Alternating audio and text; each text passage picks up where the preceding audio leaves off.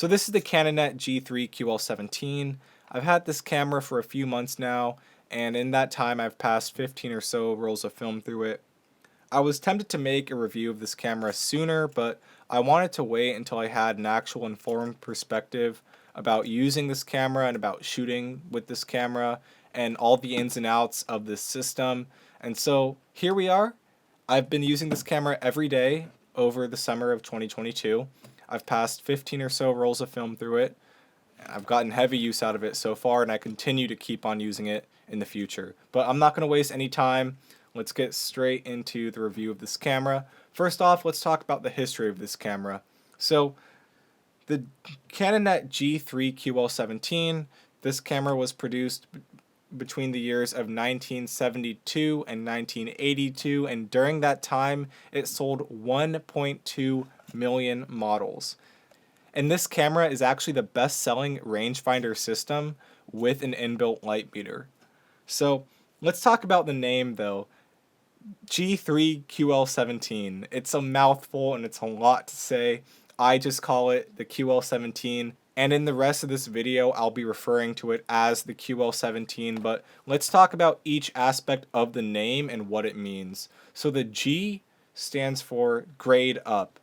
This camera is the last in the line of the quick load series, and the grade up just represents it's a step up from the previous models, meaning that this camera has an inbuilt light meter. The 3 in the name just means it's the third and final installment in the line of QL cameras. The QL in the name stands for quick load. We'll get more into that later.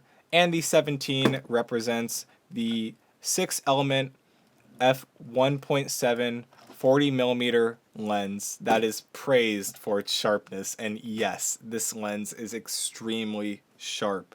This camera is often referred to as the poor man's Leica, but I think that comparison is kind of unfair because this system was never meant to compete with Leica. It was really just meant to be an everyday camera for consumers, kind of like a point and shoot back in the time, and it's not meant to compete, but despite that, this little beast right here could definitely stand shoulder to shoulder with other professional rangefinder cameras.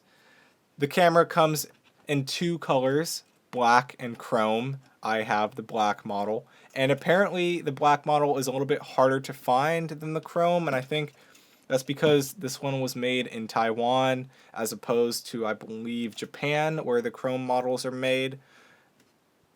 But don't let, the fact that it's either a black or chrome model stop you from purchasing this camera. If you find this camera and you find it for a good deal, which they actually go for pretty cheap, I'd highly recommend purchasing it, as it's a great system and there really is no difference between the black models and the chrome colors. I bought this camera back in April because a good friend of mine was selling it, and I thought, why not? I have some extra cash, I might as well pick it up, and if I don't use it, I'll just sell it again and get the money back. It's no harm, no foul. But man, I got a lot of use out of this camera, and I'm still using it a lot, and I really intend to keep this camera. I didn't start using it on the daily until I had a self-sustainable model for shooting, developing, and scanning my own film, which happened around early June. So while I've had this camera for 5 months or so, I've only really been using it for the past 3 months, but in those 3 months, I've used this camera nearly every single day. So with that being said, let's talk about some of the pros of this camera, and these pros will go in order of importance to me personally. So the biggest thing about this camera is it is a mechanical camera. You don't need batteries to operate this. It works perfectly fine on its own without any batteries. Now I will say there is a place where you could put a battery in here, right here in the bottom, and this battery will just operate the light meter in the camera. But me personally, I choose to shoot Sunny 16, which means I don't need a light meter, which means I don't need a battery. Which is great because that means I could just grab this camera and go. I don't need to worry about having batteries charged. I don't need to worry about having extra batteries. And most importantly, I don't need to worry about a battery dying and then this camera being inoperable and I can't use it anymore.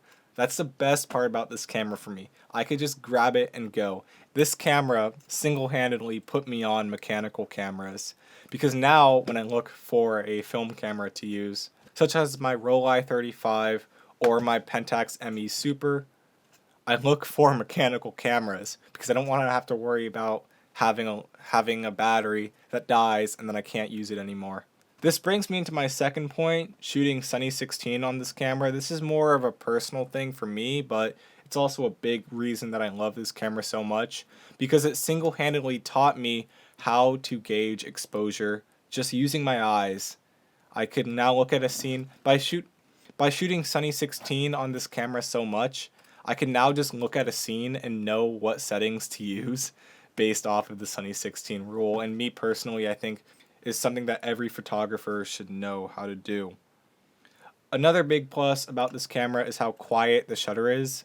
So I'm actually going to hold the camera up to my microphone and I'm going to show you guys just how quiet this is. So let's get into it. Let me show you right now. This is the shutter.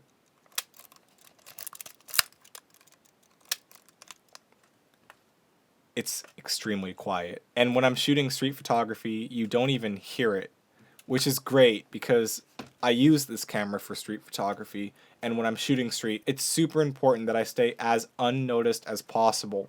And this camera allows me to do that. Now, the reason that the shutter is so quiet is because it's a leaf shutter, which also means it could sync with my flash at any shutter speed, which is great because I've been using my flash more often recently when I go out on the street, and I've been using it as a fill light of sorts, which also means that, well, I don't have to worry about my shutter speed when I'm shooting flash on this camera. I could shoot it at any shutter speed and it will sync up. It's about time that we mention the quick load aspect of this camera because this camera is very easy to load. So I just want to demonstrate how easy it is to load film in this camera, and to do so the best way possible, I think I should show you how I load film in my other everyday camera. So just to give you a perspective, every single day I'm out of the house, I'm either carrying one of these two cameras right here. Now, I've only had this camera for a week, so I'm still learning how it works, but let me just show you how I load film into this camera versus this camera right here, and just the differences and how easy this camera is compared to the Rollei 35. So, first off, with the Rollei 35, what I have to do is I bring the camera upwards, I extend the lens, and then I lock it into place. Then, I have to flip this switch back here. I bring the camera back out. I have to open up this film backing. Then I grab my roll of film here and load it in the back like so. Bring the film forward. Then you have to feed it into these sprockets right here. Once that's done, you could close the film backing, fire the shutter, advance the film, fire the shutter, and now you have to put the back on the camera, like so. Close this latch, and now this camera is ready to be used. Now, it's nothing impossible and it's not too hard to do, but it is a little bit fidgety and it just takes extra time and definitely practice to learn how to nail down. Now with the QL17, it's a very different experience, and I'll show you right now how easy it is. So first off, turn the camera on its back. You open up the back of the camera,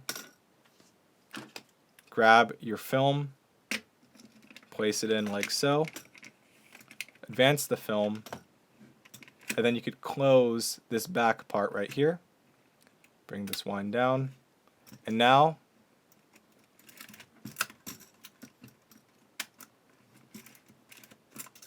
the camera is ready to use. Just like that, it's ready to shoot on. So there's a big difference in loading speeds between the Canon QL17 and the Roll i35, and hence the name, quick load. It's supposed to be easy, it's supposed to be beginner friendly, but this is just another big reason why I love this camera, because it's just so easy to operate, so easy to switch film. I could do it on the fly in seconds. I don't have to sit down and find a spot to do it. I don't have to, fidget around with the camera to load the film. It's just something that I could just do and be done with and not have to worry about. That's a huge pro for me. Another thing about this camera that I love is just how compact it is. Now obviously, you have the compact features of the Roll i35 and many rangefinders, like my digital rangefinder. I think these two cameras are pretty much the same size back to back. They're not much different to each other. And that's just something that's given in rangefinder cameras. They're supposed to be small, they're supposed to be compact, they're supposed to be lightweight and easy to carry around. That's not something really specifically geared towards this camera, just rangefinders in general. And rangefinder camera systems are now what I use for all of my photographic work. So, it's just something that's a given. I don't want to say that I'll never switch back to an SLR system. But as for now, if I were to have to choose, yeah, I would definitely choose rangefinder cameras. Another plus from this camera is just the way that it looks. It's so beautifully designed, it's so sleek and sexy, and it just screams like retro film camera. And because of that, I've been able to have many conversations with, people who used to shoot on film, and even just complete strangers on the street who approach me and ask me about my camera. And I'm always looking for an excuse to talk about photography. So that's just another great thing about this camera that I love. I'm just able to carry it around. I get compliments all the time on shooting on this camera. People ask me questions all the time, and I'm always able to share my love for photography by using this camera. Now with these out of the way, let's talk about some of the cons. And I really only have two cons with this camera, and both of them are things that are not a flaw of the system, but a flaw of the way that I use it. So once I've changed the way that I use this camera, those flaws pretty much went away. So the big thing about this camera is the f-stop.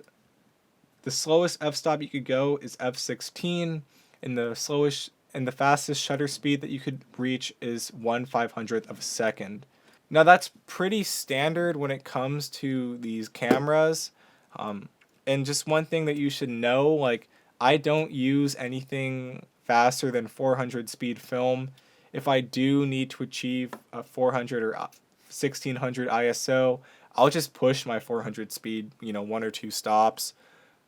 But that being said, I shoot really only 100 speed film on this camera, and then I normally push it one stop so I shoot, my settings would be 1/250th of a second at f16 in broad daylight, and then I adjust my aperture given the light in any scene, or my shutter speed as well. And yeah, that's not a flaw on the camera at all. That's just, something that you should take into consideration. Another con to this camera, and I don't know if it's just my camera specifically or the system as a whole, but the rangefinder can be a bit dark sometimes, and it can be challenging to see the frame lines on this camera.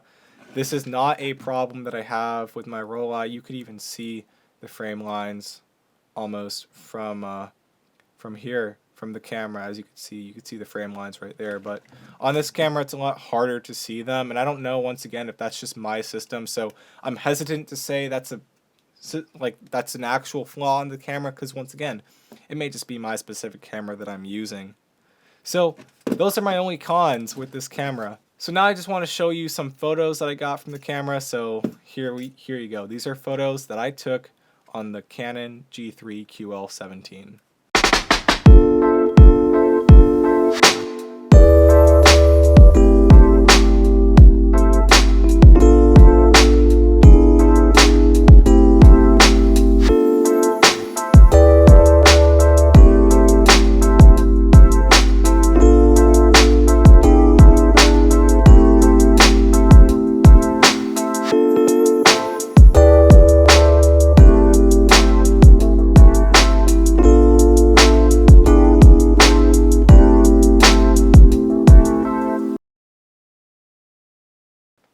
So this is the big question. Is this camera for you? Well, if you're looking for a film camera that you could put over your shoulder, put in your bag, put in your backpack, and just carry with you wherever you go to shoot everyday scenes, then yes, this camera is for you. For me personally, this camera fundamentally changed the way that I approach photography. Because of this camera, and because I've carried it everywhere I go for the past few months and continue to do so, photography has photography has evolved to be more of a photographic journal of my life. If you're looking to shoot street with a quiet camera that's compact and non-threatening, this camera is for you. I've walked around the streets with this camera many, many, many times, and no one bats an eye, no one looks at me, I don't stand out in the crowd. I'm able to shoot quiet scenes and not stand out because of the leaf shutter. So if you're looking for a camera that you could shoot street on, something that's inexpensive and reliable, then this system is 100% for you. I love this camera. I've used this camera so much, and I'm going to continue to use this camera for a very long time, for the foreseeable future. So I hope this review was informative. I hope you guys learned something new today, and I hope I was able to help out anyone who's looking to purchase this camera by giving some insight onto using it, onto using the system. And yeah, until the next video, peace.